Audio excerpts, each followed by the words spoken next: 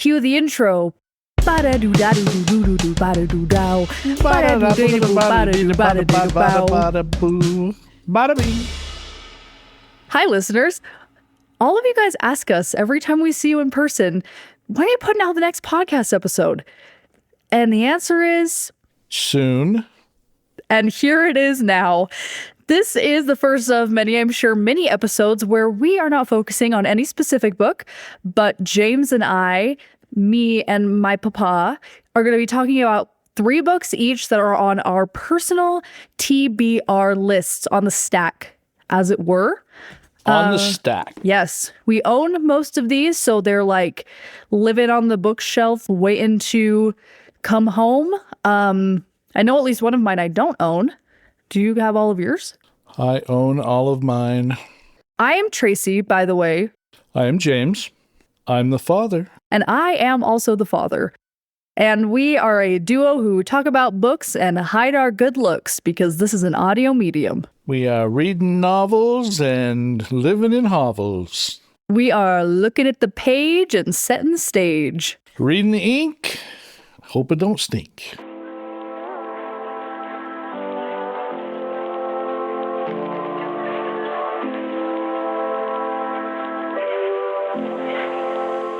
Okay, well, we're going to get into it. I kind of have a special treat for the last book of this mini-sode, so I'm going to let my dad take the floor and go with his first TBR.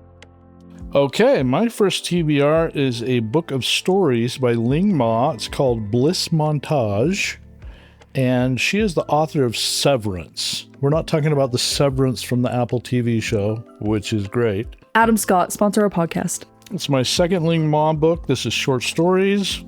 This has been awarded awards. One of the stories won the O. Henry, which is a prestigious award, and I'm looking forward to this. Probably just on the weight of Severance being so good. Severance the book. And so that's my first one. And I don't know anything about it. I know it's about love and loneliness, connection and possession. Her writing is very nice, and she has a way of, at least in the Severance novel, of kind of putting in peculiar details, and you think you know where it's going. And I will say this. When you read Severance, if you read Severance, we're getting off track. I should have a Severance as a book you should read because you haven't read it yet. We'll do an episode. We'll do an episode on Severance because it is really good, and it is remarkable in that I read it thinking it was one of these lonely writers sitting home during COVID with nothing to do, writing a book genre. There should be an entire genre of novels written during COVID. And we should throw half of them out immediately. But this one, you read it thinking, oh, this is definitely a COVID book because there's some things that are right on the money. This book was out before COVID. It's kind of scary. But our purpose here today was not to talk about Severance, but that's why I'm reading Ling Ma's Bliss Montage book of short stories. So that's my first book for me from the stack. Okay, my first book from the stack, the shelf, is a book I've had for a while. It is called Butcher, and it's by Joyce Carol Oates. Basically, what it is a retelling of the father of modern gynecology and how he came to have that title and what he did to women to obtain that. I know that I read part of it, but then I kind of got sidetracked with like book club books and stuff, and I really want to sit down and absorb it because it's a little bit of a hefty the father of book. Modern gynecology. I'm still turning that over. You should be in my head. Because let me go off on a little tangent. There's a big disparity in what we know about men's health and what we know about women's health. And part of it, in fact, from what I've gleaned from what I've read so far, is due to this man, because he decided he was going to study female anatomy by performing surgeries and procedures and examinations on women in an asylum against their will. I think it's maybe going to be a mixed bag of good and horrendous, but Joyce Carol Oates is supposed to be a very She Very good is- storyteller. She is one of the glitterati I don't know what that means. of literature. I mean, she glitters. The glitterati. What is that? Who are the others? I don't know. You know, the Hemingways of the world. Oh, she seems like a very reputable storyteller and just person in general and just the way that the book is framed as like it's a novel, but based on historical documents, kind of following through. I kind of feel like it's going to provide an interesting picture. Is it picture. historical fiction? What is it? I've read like maybe 4 or 5 chapters. It's kind of like the fragmented history of this person, and the portions that are being told are like from letters and documentation. So it is like historical fiction, but it's not historical fiction like, I don't know, like Circe. Like they have characters. Yeah, like it's not like that. It's like they're writing about real people and they're kind of just like expanding on how it said it happened. Okay. I don't want to like compare it to Hamilton because that feels very Hamilton. It feels very dramatized, but in the way that like they used a lot of like actual like the biography of Hamilton and like actual letters and things that he wrote to like kind of build it out. I think it's like that, but more realistic. Yeah. That sounds like a good book pitch. You know, we're mixing Hamilton with gynecology. That sounds like a horrible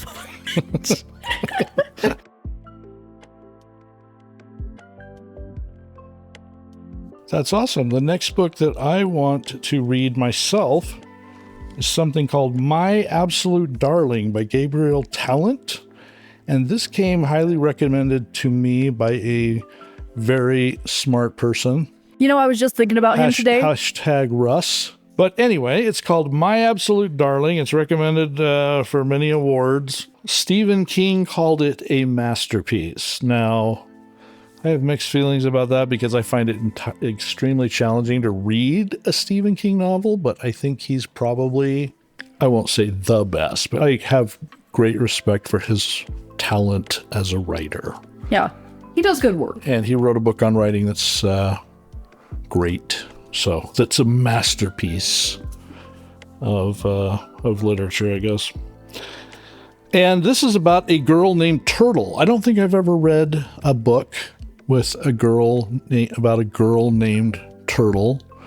And I really don't know much about this. I can read the back jacket, and it sounds like it's just got a lot of literary fiction-y kinds of things jumping and bouncing around. So, but yeah, I don't know anything about this. Gabriel Talent lives in Salt Lake City, so that's also another connection. I thought there's a local author, and this book has just all kinds of good blurbs recommended by all kinds of people. The Wall Street Journal, Oprah, NPR. Oprah. We're going downhill. Vanity Fair. The Houston Chronicle. The Dallas Morning News. It's got pages and pages. It's recommended by Gwyneth Paltrow's Goop magazine. Okay, this is crazy. And what is the book about? Actually, don't even tell me. Stephen King. And then they hit us with a Stephen King. I know it's not Stephen King and Goop. That feels crazy to me. It is. Feels crazy. Here's what the book review people at Goop had to say. The cinematic pace of My Absolute Darling will have you physically reacting as you barrel to the end of this incredibly redemptive, satisfying book. And Stephen King put on a whole bunch of stuff, but he says this book is ugly, beautiful, horrifying, and uplifting. Talking about you, Dad. Well, that's like my life story right there. Ugly and horrifying. No. Thank you, daughter. My daughter holds her father in high esteem.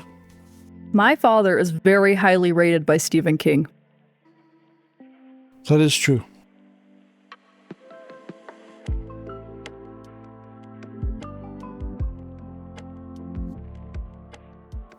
Okay, my next book is, I don't know. I feel like it's going to be a fun book. Sometimes I read books just for fun. Like, I don't know. Like an Emily Henry, I think of as like a fun book, or like a Lila Sage. This book I am reading because I heard a rumor that this author is going to be coming to our local bookstore at the end of the summer, but I feel like I can neither confirm nor deny because it is not on their website yet. But this is The Spell Shop by Sarah Beth Durst.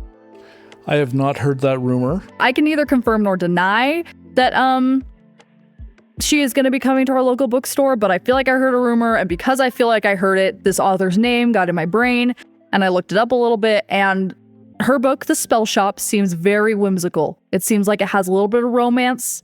I believe it's about a woman who is in like a Library of Alexandria situation, takes a bunch of spell books from a burning library, and then moves into the country to make jam, and she has like a handsome neighbor. As you do. So it's giving like the I can fix that from Holes, but also like witchy in the woods. And I just feel like that's a good... So is she a fantasy writer or is she a romance writer? I want to say it's giving like cozy fantasy. You mentioned the Library of Alexandria. Is this actually... I believe a library is set upon a fire. Library in Alexandria, Minnesota. Yeah. No, it's witchy. It's cozy fantasy. I don't know. And it looks like there is romance, but I don't think... it does not give romantasy, but I have not really looked that far into it. I just know it seems like a good, fun, cozy fantasy read, and sometimes I need something like that after reading books about the father of gynecology. Okay. I get that.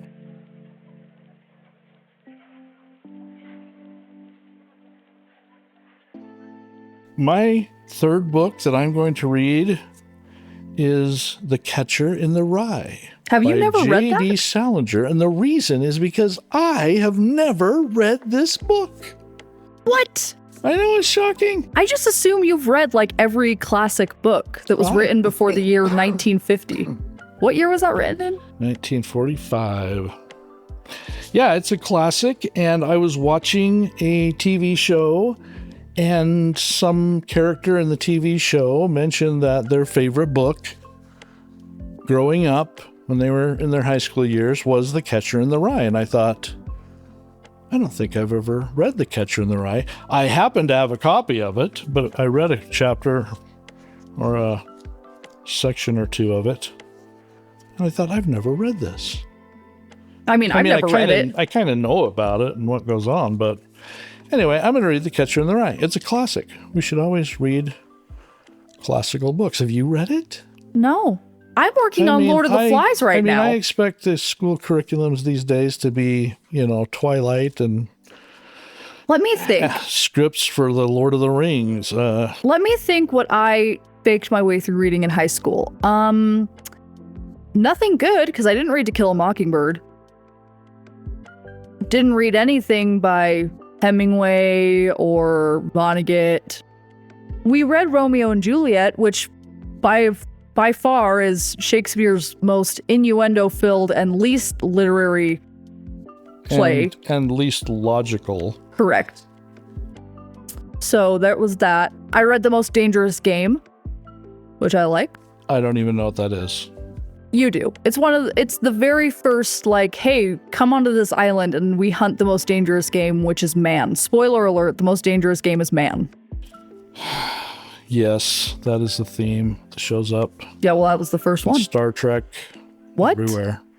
I believe there's a classic Star Trek episode where they end up fleeing for their lives and somebody's going to catch them and phaser them out of existence or something. But I would be hard pressed to name that episode. So, well, you have my 8th grade literature textbook to thank for that. Well, when I was in high school, not to brag, but I did read Vonnegut. In fact, at the time, it was the time when Bluebeard. It was the time when Bluebeard was published, and that is one of my favorite books in a weird way. And it's because I have fond childhood memories of reading Kurt Vonnegut's Bluebeard. I still don't know what's in that barn.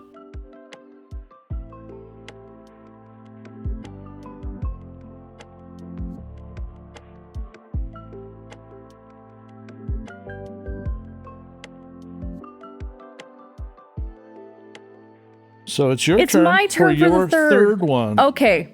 My third TBR is kind of like a TBR for both of us. Oh boy.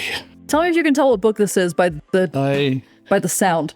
Yes, I saw the girth. I saw what book that is, and that is this is the classic example of a book you read and then feel like you have never read that book. This is a monster of a book that I have been trying to read. You know, I've had this since I was like 17, Not Dad. really a monster in the sense of a big, lots of words book, although it does have It's big, a lots of monster words. in terms of like comprehension and trying to catch every little detail. This is House of Leaves by Mark Z. Danielewski. It's a ponderous tome. Yes, and it is the remastered full color edition. I've had this for years and years and years and years. Remastered? Yes, because if I am correct, books. if I am correct in thinking, this book was one of those books that was like first an internet thing. Like the manuscript was online, and that's why there's all this weird stuff in it. And this edition is printed. Oh, look, it says it right in here. Years ago, when House of Leaves was first being passed around, it was nothing more than a badly bundled heap of paper, parts of which would occasionally surface on the internet. No one could have anticipated the small but devoted following this terrifying story would soon command. So, this is similar to that book we read in book club. Yeah. Last year. Yes. If you've read We Used to Live Here. Yes, We Used to Live Here. And that is a huge trend that I would actually like to talk about. A lot of horror that is being published now is actually like being grandfathered in from like r/no sleep or creepypasta, which is something that when I was like a teenager and like on Tumblr internet and creepypasta internet, when all of that was like really huge, like in the late 2000s, 2010s, mid 2010s, all of these horror stories were being published on the internet just like out of the blue for no monetization on YouTube and for no ads and no sponsorships. People were just posting them on online threads, which I don't think this was a creepypasta, House of Leaves, but it's the same kind of concept. That's what We Used to Live Here was. It was an online forum horror story. Same with like Pen Pal and Stolen Tongues. A couple of seasons from the Channel Zero TV show. Slender Man started off this way as like an internet horror thing. There are just lots of stuff that comes from it, and I think it's really fun. If you look online, if you've never heard of this book, and if you look online, I'm going to show my dad right now. The basic premise of this book is that it's about a 20-something-year-old man who is like a weird guy. He goes into the apartment of one of his neighbors who just died to like collect his stuff, and finds the place littered with napkins and documents and papers and scraps and trash that are all written on. It's all written on. There's this giant manuscript that's written, and the manuscript is a case study written about a documentary that was made by a family who discovered that their house was bigger on the inside than it is on the outside. But the catch is that the documentary is nowhere to be found. It doesn't exist. So it's a book about a manuscript about a documentary that doesn't exist. And the reason that I think it's kind of a beast to really glean everything is because the book looks like this. And it's just, if you look online, it is a research project. There's just like pages that have like one word, few words on it. This dark form, you know? And then there's footnotes. It's color coordinated. A little footnote at the bottom. Yeah, there's just, it's huge. There's pictures. Page. There's an index in this book. Like, it's just, it's crazy. But I want to be a part of the group that has read it. When was that published? Let's see. Because it sounds like this is a person who really, really was into lost theories and tracking down all of the ins and the outs of Lost on the internet. This is a pre-Lost. And pop culture. It is a pre-Lost. This full color edition, which is remastered, so this is not even the first edition. It was on the internet, must have been in the early days of the internet, because the copyright for this is 2000. 2000, because I always thought Lost was sort of the first, well, it was the first big thing where the internet and a TV show sort of crashed together. Like coincided. Yeah. Well, I think it was like really the first big thing that like people came together and were like following the plot line of this thing. Because I feel like a lot of TV shows before that were like, I don't know, serialized, like very independent episodes. Oh, yeah. Yeah. Yeah, Lost was excellent. Even the last season, which takes a lot of crap, but I don't want to hear any Lost hate from anybody. no Lost hate. You write Lost. Here's my response to people who say, season 6 was horrible. I say, you're not smart enough. It was beautiful. That's our TBR for you. Watch Lost. Watch Lost. I think we've talked about more things to recommend than our 3 books each. Well, these are for us. This is our TBR. Right. This is what we are going to delve into next. Mm-hmm. The Father of Gynecology and a book about footnotes. Latchkey Told Kids. entirely in footnotes. And oranges. And oranges. Yeah.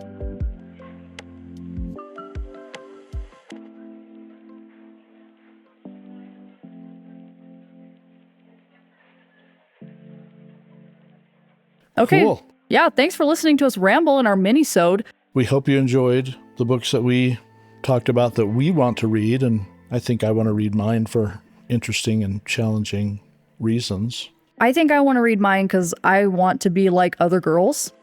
Okay, sounds like you want to do some research and learn from your books. Yeah, I guess so. At least those 2. Okay, cool.